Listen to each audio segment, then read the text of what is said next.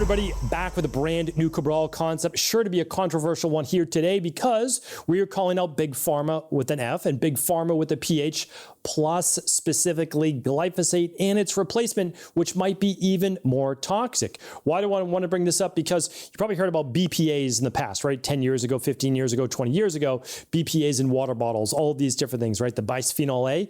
Well, here's the issue. They replace it with other plastics that can be just as toxic, even more toxic. So we know that Bayer, B-A-Y-E-R, the owner essentially of glyphosate, the Ready Roundup, yes, they had to remove it from home-based use. Why? Well, they were found in court, or they were found to settle with over 100,000 lawsuits claiming glyphosate in Roundup caused non-Hodgkin's lymphoma, a type of cancer. So this is obviously devastating for people, for families, and now the number continues to climb for over 160,000 people. And again, these are just the people that have even heard that Roundup, glyphosate, could cause cancer. So what I want to share with you is that, in natural health, these are not scare tactics. These are legitimate things. People every single day end up saying, how is it that 1 out of 2 people are going to have cancer in their lifetime? We live in a toxic soup created by these commercial-based companies that are literally, they know this, they've known it for decades, maybe not initially, but they've known it for decades that these things can cause cancer. They keep them covered up, so much so that if you look at some of the states, Missouri, Iowa, I believe 2 of the states now, they don't even want you to know the replacements for Roundup that are coming out. They're trying to ban any talk of saying on this product contains glyphosate or glyphosate-based replacements that I'm going to share with you right now. They've been dubbed the Cancer Gag Acts. So Cancer Gag Acts of 2025, or essentially, Missouri, Iowa, and others are trying to prevent local governments, there's that Boston accent, from banning pesticides, or even letting you know that there's a possibility that they may cause cancer, even though some of these replacements aren't even allowed in the European Union. So they aren't allowed in Europe. Why? Because, let me just give you one of them right now. It's called Diquat. I don't know if that's how you actually pronounce it. I've never actually heard anybody say it, but it's D-I-Q-U-A-T. I'm going to give you all of the Roundup-based replacements. But this has been banned since 2019. So it's not like they just took it off the market. It's been 6+ years due to safety-based concerns. Why? Well, it's linked to liver, kidney, and reproductive damage in animal-based studies. Now, there could be even more. We don't know yet, but it's been sold in the US. It's still sold in the US as of this year. So it has been labeled potentially 200 times more toxic than standard glyphosate.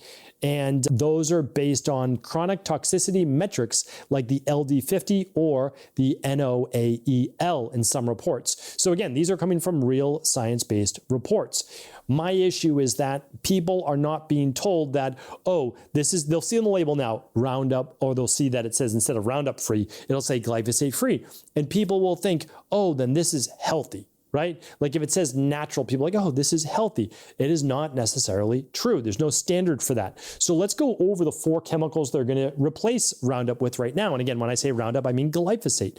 And it's so unfortunate because one of my neighbors in Maine, many of my neighbors in Maine are well into their later 70s and well into their 80s, and a couple of them in their 90s. And they're amazing people. They are salt of the earth. They're literally salt of the earth people that are lifers in Maine, and they're great people. I mean, they really are. And I do my best in my own little way to help them in any way I can. If I'm up during the winter, shovel the driveways and, take barrels in, those types of things, like the little least things that, we all would like people to help with us.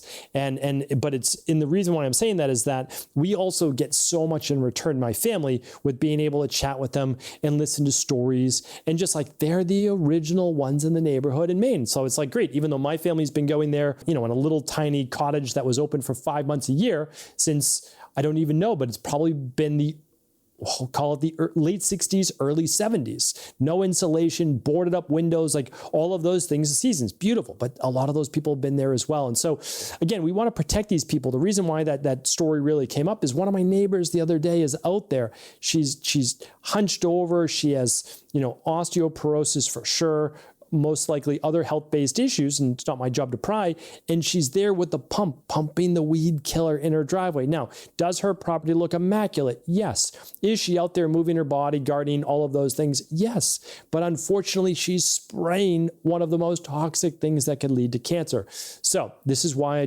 my job is just to do my best to get the word out there. And then you just likewise share it with those people that you love, that you care about, that are in your community, and that you have a little bit of that connection with. So here are the 4 things that you'll want to look for on these labels if they don't completely ban those labels. So the first one is diquat. Again, I don't know if that's how you pronounce it, but close enough. Diquat dibromide, so it's a bromide. Let's see if we can pronounce this next one. Fluazafop P-butyl. It's F-L-U-A-Z-I-F-O-P-P-I and then butyl. The next one is triclopyr, and the last one is imazapic. And so all 4 of these are different weed-based killers. Now, remember how they have to work. They have to work like glyphosate. If they have to work like glyphosate, the name or chemical compound may not necessarily matter. It could be the effect they have and then what they need to be able to do in order to do that. Now, when those things are touched by the human body, inhaled by the human body, maybe those all cause cancer, not just the glyphosate. So again, I wanted to bring you all of this here today, and then I obviously want to share some tips with you too. So not just tips that I'm sharing, there's a lot of great cancer-based practitioners out there. Cancer support practitioners really is what we have to call it. But other people giving great tips, and I would just want all of us to try to promote it as much as we can, because the more our voices are out there, the more they really do make a difference. And I wanted to share with you just the last couple tips is that just because you purchase something that says non-GMO doesn't mean that glyphosate hasn't been sprayed. So that's an important one. Now, GMO foods usually do have some type of glyphosate or one of these things sprayed on them. But what you want to look for is organic, and usually now a glyphosate-free symbol on it. So one of the things that we try to do, let me just talk about what products that might be in the most danger for glyphosate or glyphosate-like pesticide or herbicide to be sprayed on it. Those are oats and wheat and potatoes and lentils and breads, cereals, grains, those types of things. And here's why, is that they don't just spray them to keep the bugs away and the weeds away, those types of things. They spray them as part of the drying process so they don't mold. So it used to be that glyphosate was used early in the season, and then that's it. And all the rain and those things, it would wash off a lot of it. Because again, I try to be unbiased. But not lately, years ago, they started to realize that if they harvested too late, they could get mold. And so instead of trying to predict the right time to harvest, they would actually just spray a few weeks before harvesting the glyphosate, which would remove and cut back on any of the mold. And so that would obviously save the crop. So it's very fascinating, and that's why it's not always used for the original intended purpose. So when you look at your grains, and I'm not saying that grains are bad for you, some people are more sensitive, there's no doubt about that, but what you want to be aware, and the potatoes, which aren't even necessarily a grain, is you just want to look for glyphosate free.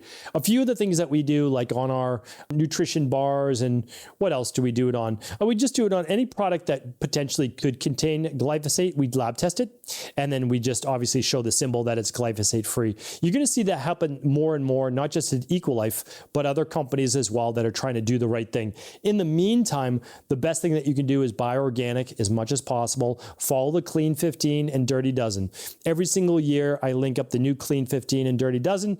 We link it up on Equilife on social media. I'll link it up here today as well at stephencabral.com/3462. And then even after you get a lot of your produce, not with your grains, of course, but a lot of produce, is just try to wash it in either a baking soda or maybe an apple cider vinegar or ozone-based solution to try to get off any pesticides or anything like that that might be on it. And then just as much as you can, just follow your detox-based routine. You've got your overnight intermittent fast, you've got your sauna to be able to sweat it out, and then you've got your quarterly functional medicine detoxes like the one that Equilife does. If you've never heard about it, check it out at stephencabral.com/detox. It's a great way to just keep emptying that rain barrel every 90 days or 12 weeks or so. So hopefully this was helpful. Again, the goal is that the more that we know, the more that we can protect ourselves and our family, and then of course, pass it on. Keep this information flowing. Today's show, once again, is at stephencabral.com/3462. Have an amazing day. I'll talk with you tomorrow on a brand new Cabral Concept. Thanks so much for tuning into today's show. Before you go, don't forget to hit that subscribe button. I want to make sure that you're getting our daily content, not missing out on anything functional medicine, wellness, weight gain, weight loss, anti-aging, living longer, stronger, and all of the most cutting-edge research. And if there's any topics you want to hear, feel free to leave them in the comments below. Take care.